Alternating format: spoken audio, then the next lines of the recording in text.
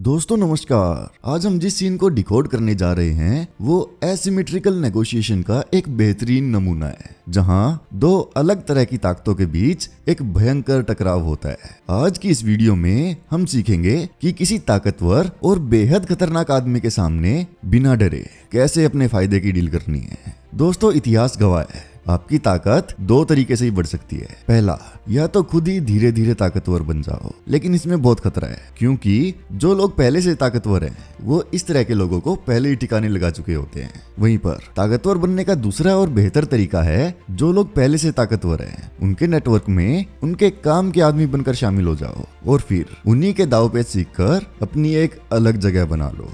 आज की इस वीडियो में हम यही सीखेंगे।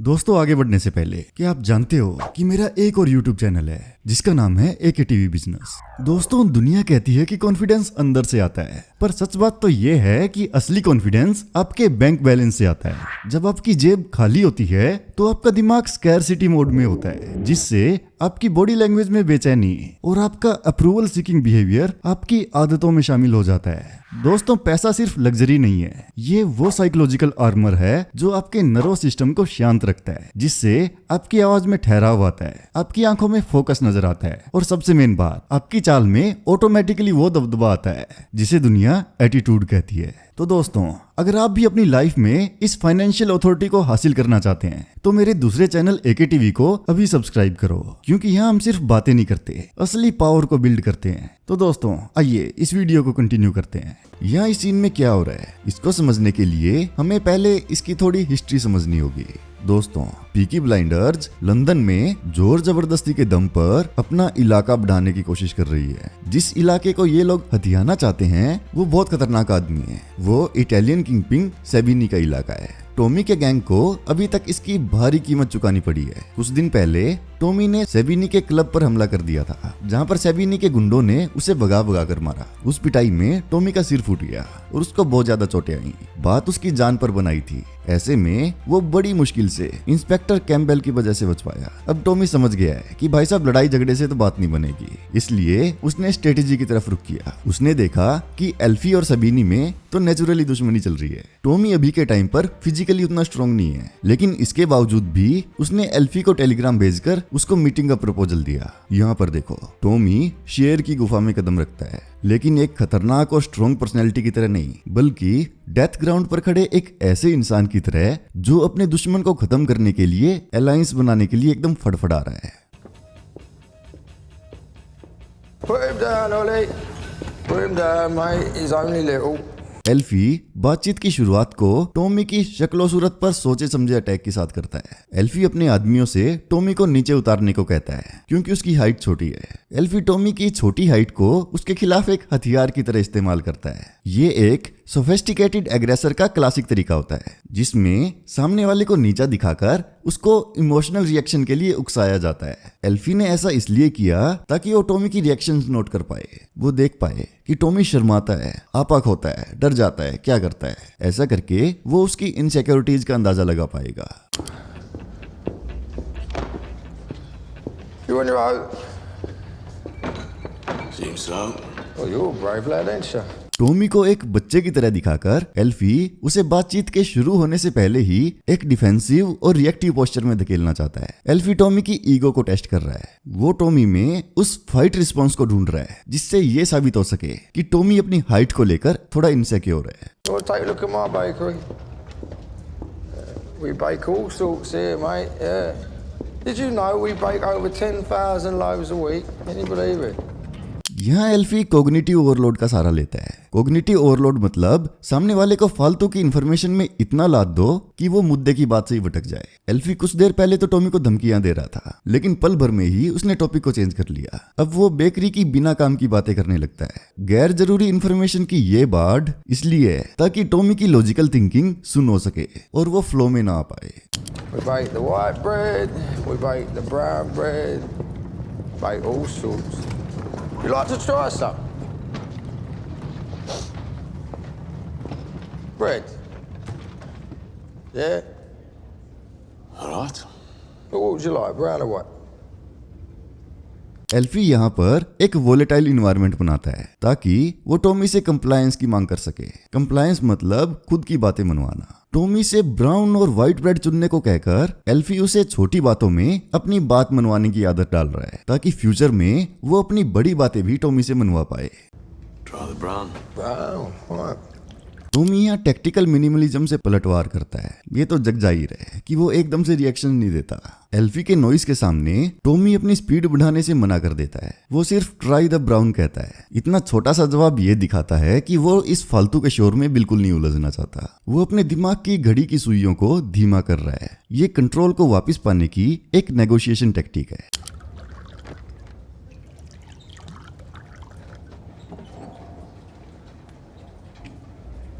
खुद चक्कर टॉमी ये संकेत देता है कि वो इस माहौल से बिल्कुल भी डरा हुआ नहीं है।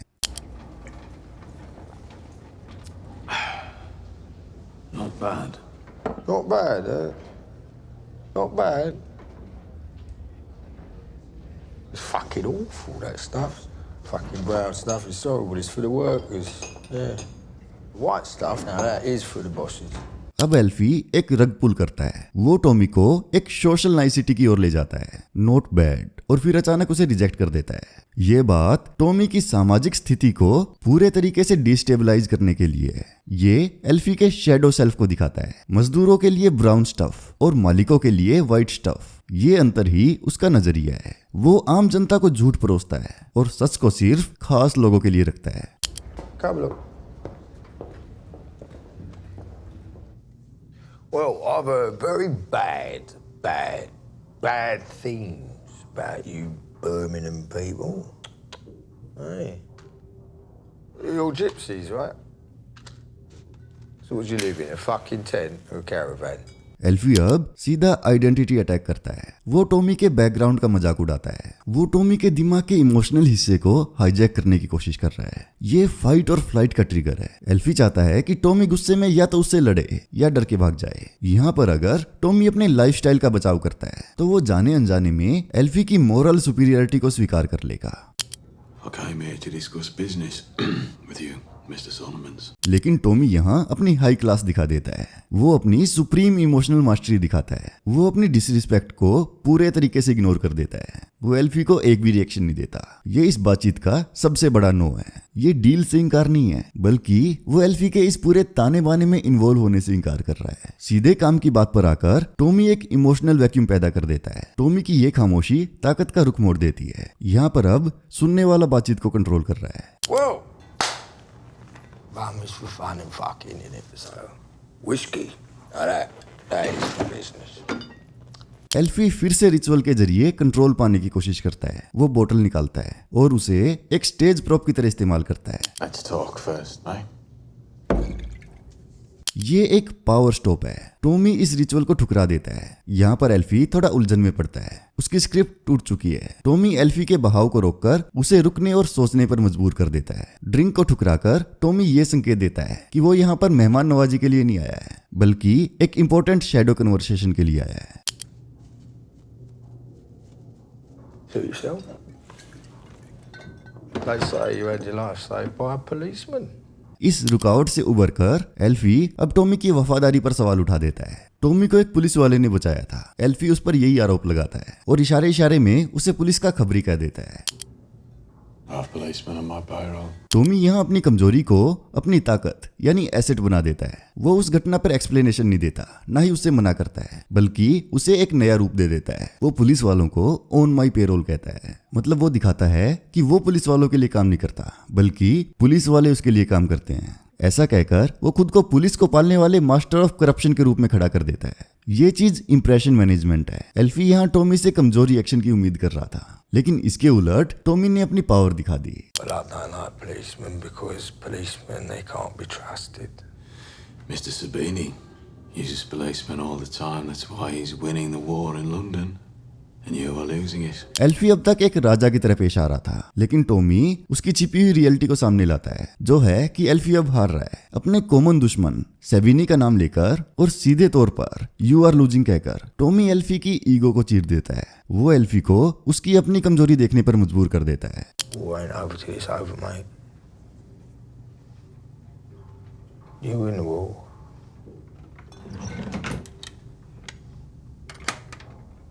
I once carried out my own personal form of stigmata on an Italian. I pushed his face up against the trench and shoved a 6-inch nail up his fucking nose, and I hammered it home with a duckboard. It was fucking biblical, mate. So don't come in here and sit there in my chair and tell me that I'm losing my war to a fucking wop. सच का सामना होने पर एल्फी थोड़े time के लिए पागलपन में चला जाता है। बंदूक की तरफ अपना हाथ बढ़ाना उसकी इनसिक्योरिटी को दिखाता है। वो अपनी स्ट्रेटेजिक विफलता की भरपाई पुरानी कहानियां सुनाकर करता है ताकि दोबारा से डर पैदा किया जा सके। वो टॉमी के लॉजिक को श्योर और धमकियों से दबाने की कोशिश कर रहा है। ये एक डिफेंसिव मैकेनिज्म है, मतलब अगर वो टॉमी से जीत नहीं सकता तो वो उसे डराने की कोशिश करेगा। That war was a long time ago. You need to be more realistic. Tommy उस डरावनी कहानी को खारिज कर देता है। ये लड़ाई बहुत पहले की बात है। वो एल्फी की कहानी की ताकत छीन लेता है और उसे खतरे की बजाय सिर्फ पुरानी यादें बना देता है। वो एक इफेक्टिव रियलिटी की डिमांड करता है। Realistic, yeah? Realistic. Well, if you weren't losing the war, then you wouldn't send me the telegram. Tommy अब मजबूरी के सबूत पेश करता है। टॉमी टेलीग्राम का जिक्र करके ये साबित करता है कि ये संपर्क एल्फी ने शुरू किया था। ये एल्फी के उस पूरे नाटक को खत्म कर देगा जिसमें वो खुद को एक दयालु होस्ट दिखा रहा था। टॉमी यहाँ असली ताकत दिखाता है। वो दिखाता है कि एल्फी कोई मीटिंग नहीं दे रहा, बल्कि वो मदद की भीख मांग रहा है। Really? You forget your fucking telegram. Your telegram just said hello. It's very simple. You want to sell me something. What? एल्फी यहाँ गैस लाइटिंग की कोशिश करता है। वो टेलीग्राम के मकसद से इनकार करता है और पास्ट को बदलने की कोशिश करता है। We joined forces. Fuck off. No. Categorical. Fucking ridiculous. एल्फी रिजेक्शन का एक एक्सट्रीम एंकर इस्तेमाल करता है। उसकी बॉडी लैंग्वेज, पीछे झुकना, अपनी जैकेट ठीक करना, ये तिरस्कार का एक दिखावा है। वो टॉमी को रिजेक्शन का एहसास करवा रहा है ताकि अगली कोई भी पेशकश एक एहसान जैसी लगे। Mr. Solomons, your distillery provides 1/10 of your income. Protection is another 10%, and the rest you make from the racetracks. Tommy इस नो को पूरी तरीके से इग्नोर कर देता है। वो फोरेंसिक लीवरेज का इस्तेमाल करता है। सटीक नंबर्स 10% बताकर वो अपनी काबिलियत साबित करता है। वो दिखाता है कि वो एल्फी के बिजनेस को एल्फी से भी बेटर जानता है और इस तरीके से वो अपनी इंटेलेक्चुअल डोमिनेंस कायम करता है। I know you keep a gun in the drawer. I know you keep it beside the whiskey. I know you offer a deal or death.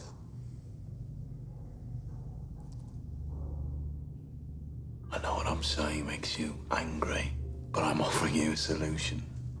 Tommy सीधे तौर पर उस शारीरिक खतरे को चुनौती देता है। बंदूक को नोटिस करके वो उसकी ताकत को खत्म कर देता है। वो अपनी प्रेजेंस को एक प्रॉब्लम की तरह नहीं बल्कि सॉल्यूशन के रूप में पेश करता है। वो यहाँ पर एल्फी से रहम नहीं मांग रहा, बल्कि वो खुद को एल्फी और उसकी बर्बादी के बीच एकमात्र ढाल के रूप में दिखा रहा है। You say Mr. Sabini is running all your bookies off your courses. And he's closing down the premises that take your rum. And people don't trust your protection anymore. Tommy अब एल्फी के जख्म पर एक नमक छिड़कता है। वो उसकी सबसे बड़ी कमजोरी को पकड़ता है। वो कहता है कि लोग अब तुम्हारी सुरक्षा पर भरोसा नहीं करता। दोस्तों, गैंगस्टर्स की दुनिया में रिस्पेक्ट खोना मौत के बराबर है। टॉमी एल्फी को वो डेथ ग्राउंड दिखा रहा है जिस पर वो खड़ा है। You're the bloke who shot Billy Kimball, right? You did. You fucking shot him. That's you. You fucking betrayed him, mate. So it would be entirely appropriate to do what I'm thinking in my head to you right now. एल्फी अब moral justification की ओर मुड़ता है। वो बिली Kimber के कत्ल का जिक्र करके Tommy को एक ऐसा आदमी साबित करना चाहता है जिस पर भरोसा नहीं किया जा सकता। वो खुद की वायलेंस को सही ठहराने के लिए एक केस तैयार कर रहा है। ये उस सोफिस्टिकेटेड एग्रेसर की पहचान है जिसे हमला करने से पहले खुद को सही फील करवाने की जरूरत होती है। I can offer you 100 good men, all with weapons, and a new relationship with the police. Tommy in moral बातों को बीच में ही काटकर डील को पैसों से हटाकर शर्तों पर ले आता है। वो 100 अच्छे आदमी ऑफर करता है। यही वो चाबी है जो इस बंद दरवाजे को खोलती है। ये एल्फी के डाउट को खत्म कर देता है, क्योंकि ये सीधे तौर पर उस रिसोर्स गैप को भरता है जो सेबिनी के खिलाफ उसे कमजोर बना रहा था। Intelligence is a very valuable thing, isn't it, my friend? Usually it comes far too fucking late. Let's say that I shot you already, right? In the fucking face. And the bullet goes bone mush bone cabinet over there. एल्फी अब अपनी बंदूक निकालता है। ये उसका आखिरी extreme anchor है। वो टॉमी को डराने की कोशिश कर रहा है। वो चाहता है कि टॉमी की दिल की धड़कनें बढ़ जाए, उसका ब्लड प्रेशर हाई हो जाए। वो रियलिटी को तोड़ मरोड़ रहा है ताकि कत्ल ना होना भी एक बड़ा एहसान लगे। वो चाहता है कि टॉमी उसके सामने गिड़गिड़ाए। Which is a shame, innit? Because that cabinet's fucked now and I've got to get shot of it. So, what I do is this. It's fucking simple, mate.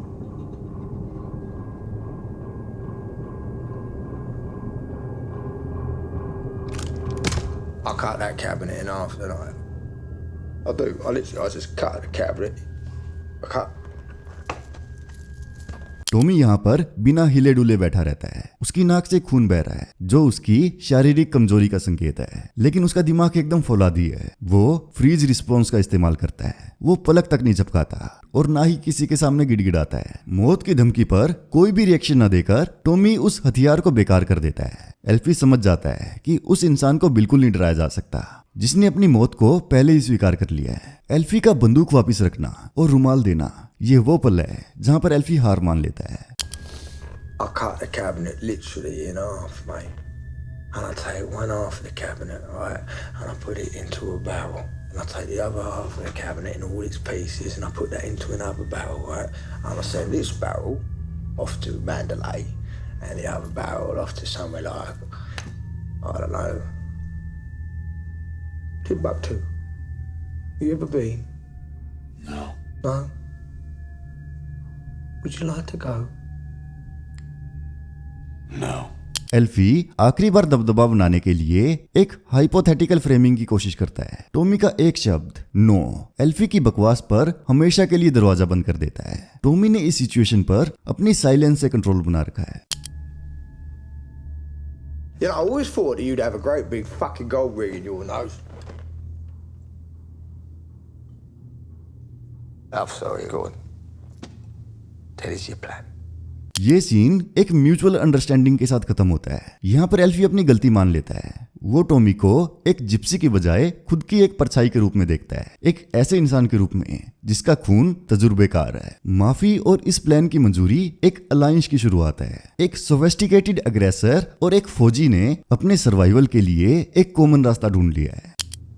तो दोस्तों, आपने इस वीडियो से क्या सीखा? एल्फी ने टॉमी की डिसरिस्पेक्ट की, उसके बैकग्राउंड का मजाक उड़ाया और यहाँ तक कि उसे शारीरिक रूप से छोटा और कमजोर महसूस करवाया। लेकिन आपने टॉमी को देखा, उसने एक बार भी गुस्सा नहीं किया। आपके स्कूल में, कॉलेज में, ऑफिस में जब कोई आपको बुली करने की कोशिश करे या आपको कोई नीचा दिखाए तो वे लोग आपके इमोशनल रिएक्शन का इंतजार कर रहे होते हैं। ऐसे में अगर आप उन पर गुस्सा करते हैं तो आप अपना कंट्रोल उनके हाथ में दे रहे होते हैं। आपको टॉमी की तरह एकदम शांत रहना है। जब आप सामने वाले की किसी चाल पर अपनी रिएक्शन नहीं देते तो सामने वाले की ईगो अपने आप गिर जाती है। पॉइंट नंबर 2, जब एल्फी ने टॉमी को यह याद दिलाया कि उसे एक पुलिस वाले ने पिटने से बचाया था तो टॉमी ने यह नहीं कहा कि उस टाइम में मजबूर था। उसने कहा कि पुलिस वाले मेरे पैसों पर पलते हैं। उसने एक शर्मनाक बात को पावर मूव में कन्वर्ट कर दिया। इसी तरह दोस्तों, अगर आपके पास किसी चीज की कमी है या आपसे अतीत में कोई गलती हुई है तो आपको उसे लेकर शर्मिंदा होने की बजाय उस सिचुएशन ने आपको क्या सिखाया या उस सिचुएशन ने आपको दूसरों से कैसे अलग बनाया, आपको ये चीज देखनी है।